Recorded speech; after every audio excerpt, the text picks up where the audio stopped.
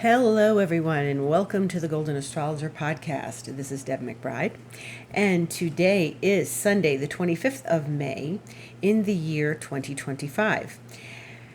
And we have a lot to talk about. My Astro Darlings, I hope you're all doing very well after this week. This past week. So much to say. Okay, so as you may remember, when we last left our friendly astrologer, she told you that Saturn was going into Aries. And indeed it did last night, late in this region of the world. It was 9:35 my time and 11:35 p.m. Eastern time. And if you're in other regions of the world, like Australia, well, then it happened on Sunday the 25th for you. And there was indeed the lead up of Saturn going into Aries. And the experience of this was incredibly strong. Now, let's remember, the Aries is the beginning of the zodiac. It's when we start a brand new cycle. So if it's the sun going into Aries, it's a new year. Venus, Mercury, relatively the same. Mars going into Aries, going into its own sign, it's a brand new zodiac for Mars, which is then 2 years. Jupiter, a new 13-year cycle, 12-year cycle. Jupiter going to Aries. Anything starting in Aries, anything, is a brand new zodiac. Okay, so we're going around again. We're starting with Aries, we're going through Pisces. But you might think, okay, because that happens every year with the sun, but it's the sun. The sun is supposed to do that. It, goes into Aries and we change seasons and, well, in the northern and southern hemisphere, you change seasons, not so much where I live. But I lived for a long time with the change of seasons. It now is a different situation with Saturn going into Aries, because this is a planet that won't go into Aries but once every 29 years. And the last time it did this was 1996. And the time it did this before that was 1967. And so, we have to look at where Saturn's been, and we have to look at Saturn and the nature of Saturn and the nature of that area of the zodiac. And that's basically what we do in astrology. Where is the planet? What is it doing? What is the planet's nature? What is its personality? What is the personality of the region of the zodiac it's in? Okay, so since March of 2023, Saturn has been in Pisces, and it's not finished. It's not finished. That's the big news. Okay, I'm telling you that part of the story ahead of time. Okay, it's not finished. So this past week that we have just been through has been one where we experienced Saturn at the last degree of the zodiac at 29 degrees Pisces, and it was at 29 before that, but it's the last moments before it flips into the new sign. Now, on a very metaphorical level, you know what this feels like. Something is unbearable and you can't wait for it to change, right? It's excruciating, it's irritating, it's impatience, it's when is this going to be over? And most of the time we get this, in the Northern Hemisphere, from my personal experience living there for over 50 years. It was, when is spring coming? When is spring coming? And, the glimmer of hope comes when the forsythia starts to bloom, sometimes in February. But it's this, we know the spring is coming. Just as, in the southern area of the world, the southern region, the southern hemisphere of the world, at that time of the year, it's autumn, right? So if you live in New Zealand, Australia, it's autumn. You're getting autumn. And really, when I remember those days in March of let's get this winter over with and onward to spring, please, because it's still snowing. All of a sudden you think you have a touch of spring, it's a beautiful day, and then it's hailing and it's sleet and there's still ice because it gets cold. And then once the ground starts to get warm, then the snow doesn't stick anymore. The ice doesn't matter. It just might sleet a bit. You got to watch when you're walking, but then it melts. So when we are expecting spring, we know it's coming. We know it's coming, okay, because we've been through it. But this is different. This is Saturn. This isn't the sun. This is Saturn. And Saturn does this randomly at any time in history. It doesn't do it every March. It does it every 29 years. And so the experience of Saturn at the end of the zodiac, Saturn being compared to Satan, okay, Saturn, Satan, the astrologers that you may read, especially Liz Green, who wrote the book Saturn, A New Look at an Old Devil, there is a devilish quality to Saturn. It's like it's from hell. Now, on one hand, we like Saturn to give us things when we achieve things, when we have material goods come to us, when we have worked hard and gotten a promotion at work. Those are the Saturn things we like, but we know we busted our butt to get that promotion. We know that we worked really hard to make a presentation.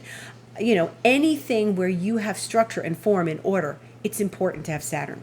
But it's at the end of the zodiac in Pisces, at this place that is the last vestiges of the old zodiac, the dregs, the bottom of the bottom. And it's when we don't have hope. How many times have you been through a winter up north, those people who live in the northern hemisphere, whether it's Europe or the United States, wherever, even Alaska, you know, that's the United States, but it's Canada, when it's been a winter to never forget. And I know you're living in Michigan and you're like, Deb, we're still getting snow in April, please.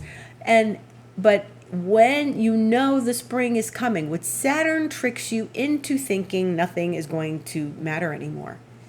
And this is the nature of the devil. You know, what we've all heard about the devil, we've read about the devil, we've learned from school about, and church and whatever, about the Satan, the devil. And it feels like that.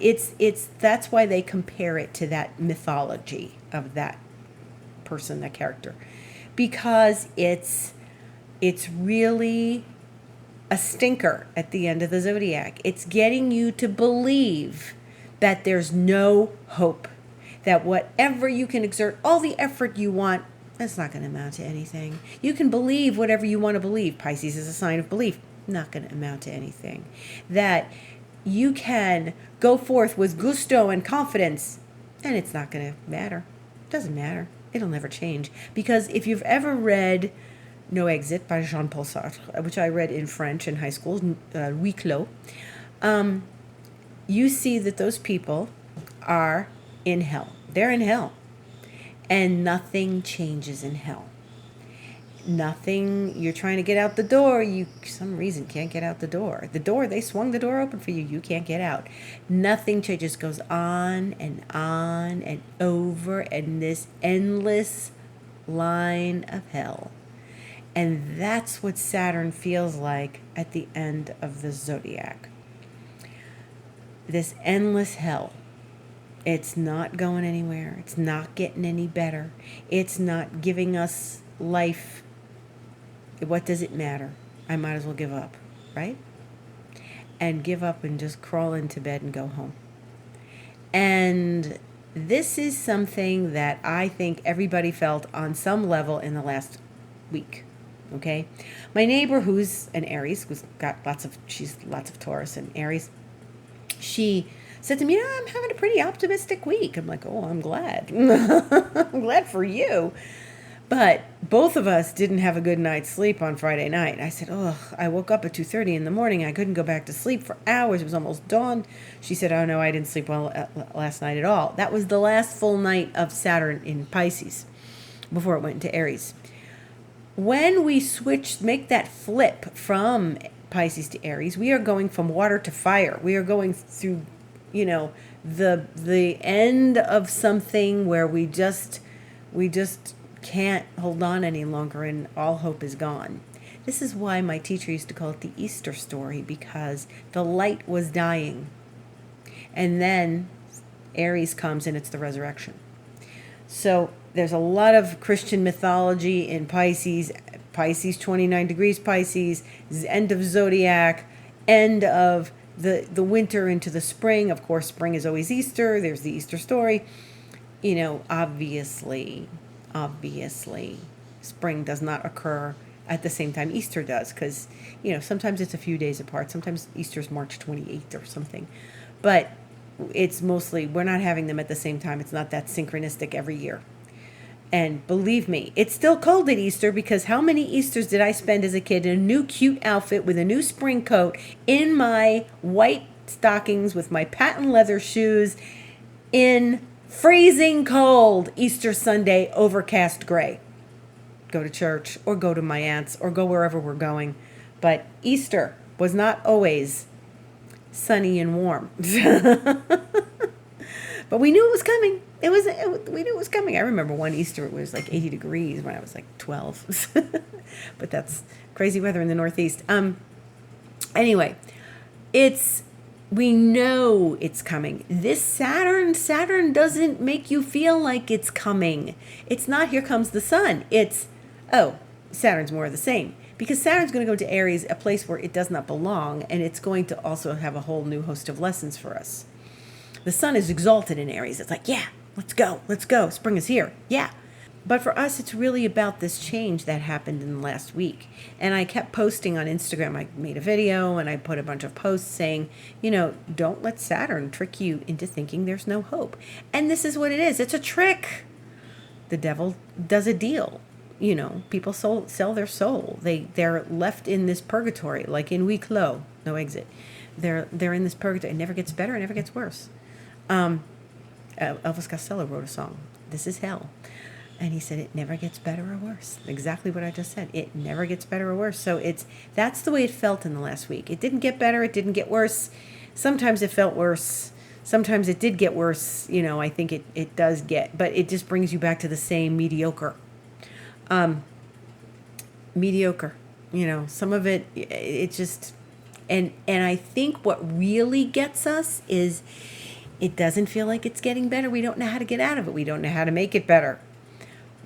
We know that on some level it could be so much worse, but when you feel like you don't know if it's really going to get better, you don't know how to make it better, you are left with nothing, and you're left with despair, desperation, hopelessness, all the feelings. We felt all the feelings in the last week.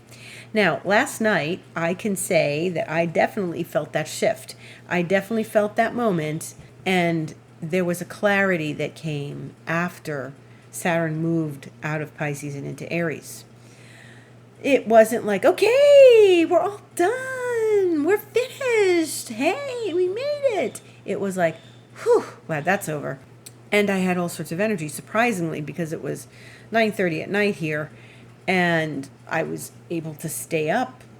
And by the time I really was going to sleep and falling asleep, it was 11:30, which is interesting because I didn't sleep the night before. So I felt the energy. I wasn't dragging anymore. I felt the energy change, and I felt the movement of Saturn. But I'm sensitive to these things, and I pay attention to these things, and I felt the shift absolutely into fire. And there was a fiery energy that was present. So this is good.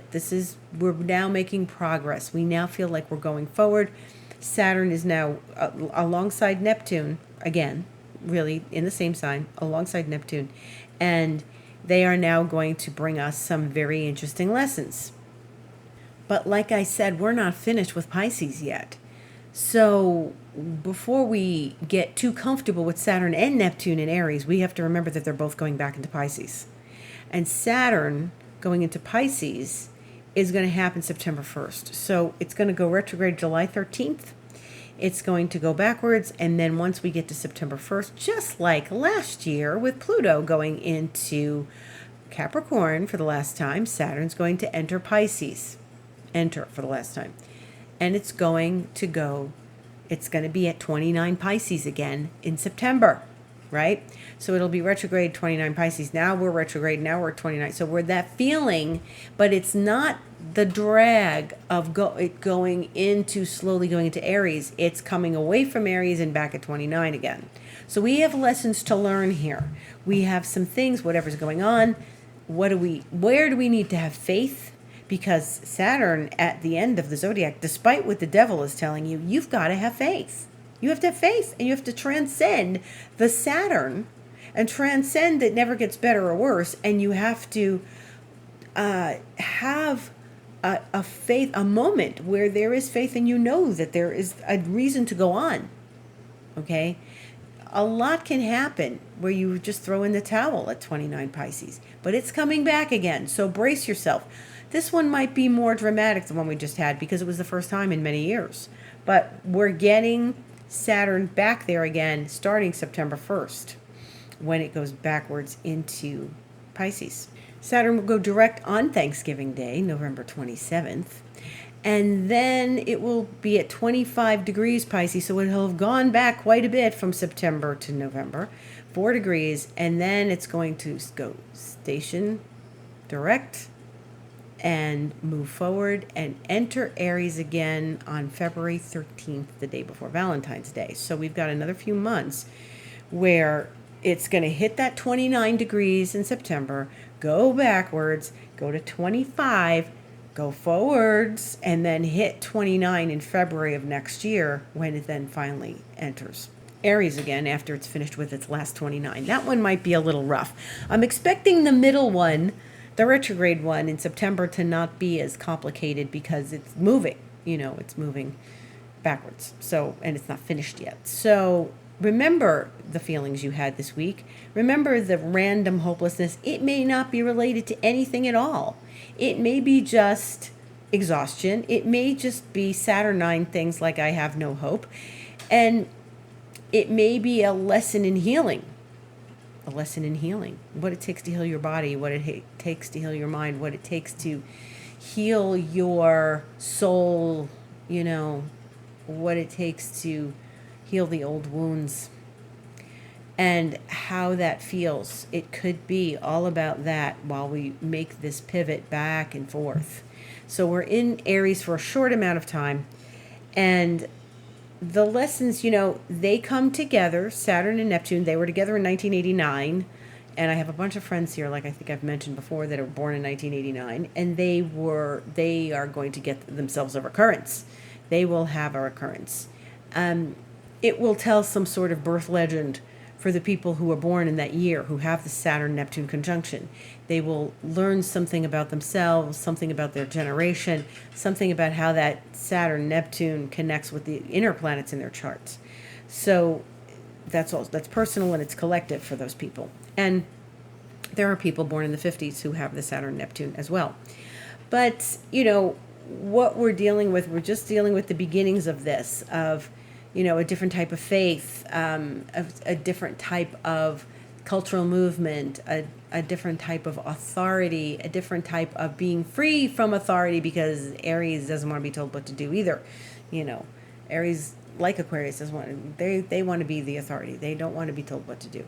So they want to be someone who is independent and the independent authority.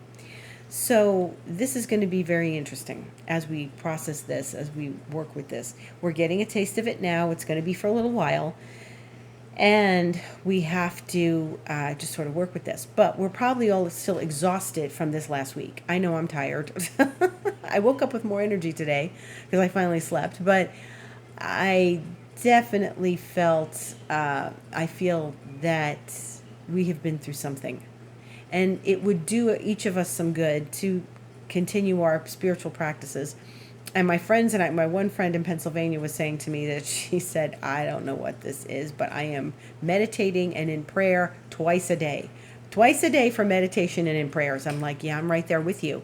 I'm in meditation and regular prayers, energy work, everything I needed to do. I was taking advantage of all my tools because I needed to move this energy somehow, some way, and just know that there was something that was going to support me through this week, and that I had to tap into the divine to do that. And that's what we do with Saturn in Pisces. We're being told to tap into the divine, even though there's the devil on one shoulder, the angel on the other, and the devil is saying, what divine? There's no divine. Give it up. And you can't give it up. You can't listen to that. You have to tap into the divinity within yourself and something greater than yourself. So that was solace during this week. And my friend and I spoke back and forth about, what we had to do. And I explained what was going on. And she said, "Oh, you are dead on." Like, she didn't know it was Saturn at the end of Pisces. But when I told her this, she was like, "Oh my God, this is too much. This is just, it was heavy. It's heavy. Saturn's a heavy energy. It's a heavy planet." And so now we're in this space where we're going to get used to this new energy and work with it a bit and see where it brings us and where it takes us, because then it's going to go back into Pisces again. We have to finish up what we learned. So in the meantime, other things are going on in the astrological world. Tomorrow, there's a new moon in Gemini, and we like this. This is good. This should be sparkly. It's the new moon. It's in Gemini, a sparkly sign, and today, interestingly enough, Mercury will be entering Gemini this evening. So that's good. That means that the planet that rules Gemini will be entering its own sign this evening, 8:59 p.m. Eastern Time. So it's about 9 p.m. Will be about 7 p.m. for me. And it's going to immediately sextile Saturn. Immediately sextile Saturn in Aries. This is the first time a planet will be aspecting Saturn since Saturn went into Aries. Yeah, it's with Neptune, but not exact. So this is an exact sextile, smooth aspect between Mercury and Saturn. And then we will have this new moon, the sun and the moon, together in Gemini at 6 degrees. And the moon will enter Gemini tomorrow at 1:21 p.m. And then that new moon will occur. The moon is going to conjunct Mercury at 4:05 p.m. This is all Eastern Time. And then that new moon will happen at 11:02 p.m., where the moon and the sun will meet up. In meantime, the moon in Gemini and Mercury in Gemini are starting to talk to the planets quite a bit. So whatever the moon is doing first, it was sextiling Saturn. It's conjuncting Mercury, it's sextiling Neptune, then Mercury conjuncts Neptune, then Mercury starts to follow because the moon is faster. Both Mercury and the moon will trine Pluto between Monday and Tuesday, and that's very nice. That's a nice, smooth relationship to Pluto, which is in Aquarius. So we're getting some nice air energy. And there's a bunch of air in the sky now. There'll be the moon, there'll be the sun, of course, and then there's Mercury, which belongs there. So this is good. This is a lot of chatty energy, thoughtful energy, somewhat logical energy, talking to Pluto and Aquarius, and they are encouraging us to communicate with each other and communicate our feelings, because it's a new moon. And not be shy about it. Be open. Be connected. Talk to other people. You can share your experiences about what it was like to have this flipping Saturn go through the end of Pisces and how excruciating it was. Talk to your friends about that. How was last week for you? Wow. So everybody felt it on some level. Like I said, my neighbor's like, "Oh, I'm having a good week," and then, "Oh, I can't sleep." Well, there's something. She was probably plowing. She works a lot. She's probably plowing through her work.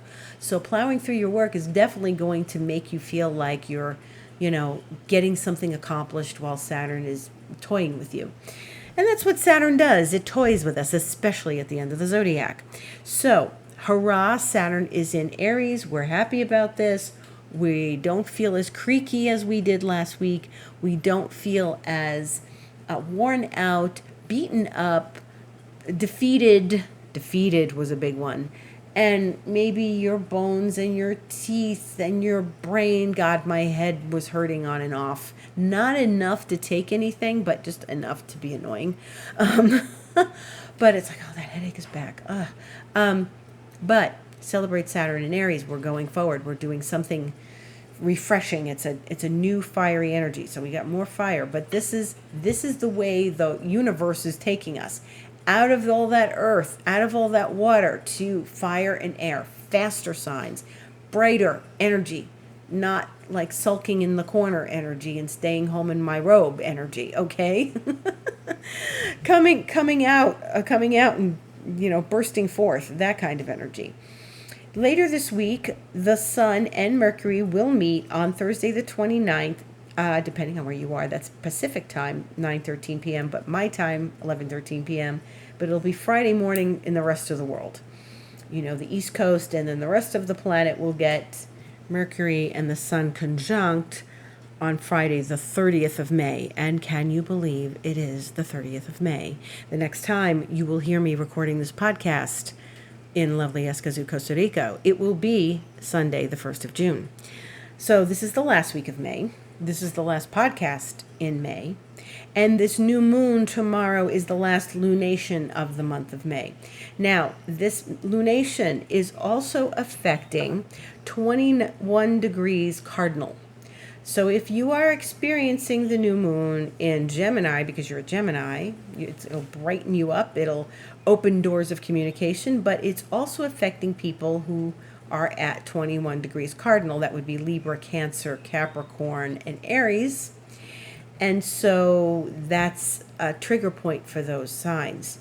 And certainly 6 degrees Gemini also affects 6 degrees Sagittarius, 6 degrees Virgo, and 6 degrees Pisces. So anyone who has planets in those areas those people are going to feel this new moon pretty big. And that's, it's a good new moon. It's not really squaring anything. It's not giving hassles to any of the planets. It's working pretty smoothly through the rest of the zodiac. So we're happy about that. We're not getting any tragedies and hysterias or anything with this new moon. So yes, of course. And then we're going to have a Venus Chiron conjunction next Sunday, the 1st of June. And that happens once a year unless Venus is retrograde with Chiron, but it's in Aries. And Venus and Chiron are interesting together because Venus and Chiron are, the love planet meeting with the wounded healer. So Venus and Chiron are often wounds to be healed, relationship wounds that we have to face. Maybe we have to look at where we've been wounded financially. And yes, you can be wounded financially. That can happen. Obviously, people get stolen from. People feel that they have been disregarded in their parents' will. That's a wound financially, those kinds of things. But also, especially where we feel like maybe friends have wounded us, relationships have wounded us. And if you are a Venus-Chiron conjunction person, like I am, you will have a recurrence. And so something will come up and surface at this point in your life.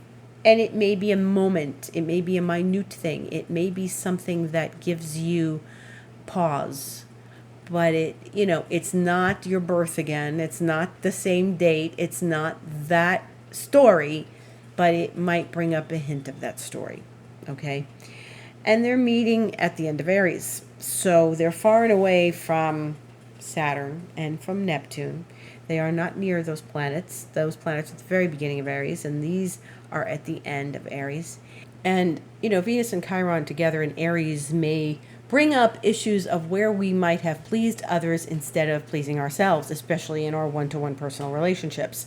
So do be aware of that. It may bring up like regrets, or it may bring up like something. If you're in a relationship, you might be like, well, here I go again, and I'm doing something that's giving to the other person more than to myself. And because they just want to be loved, especially with Venus there, they just want to be loved. So take good care of yourself during that time. Do something lovely for yourself. If you're feeling a little blue, do something for yourself that lifts your spirits. And certainly you can do something like give yourself an astrology session, give yourself a Reiki session, give yourself the gift of expansion mentoring, and all of that can be when you are with me in session. And all of that can be reached at my website, thegoldenastrologer.com. And you can go to book online, and you have a host of things to, sign up for and look at. Everything's a little different. Astrology is, we're going to talk about your chart and where all of these things are happening in your chart, and where did you feel that Saturn in Pisces, and where did it switch over into Aries, and what about, your energy level and how you want to sort of clear the blockages and the obstacles that we can do with Reiki, and we can do that with my new vision system as well. Expansion mentoring is a longer experience of meeting with me 3 months, 6 months, or 12 months.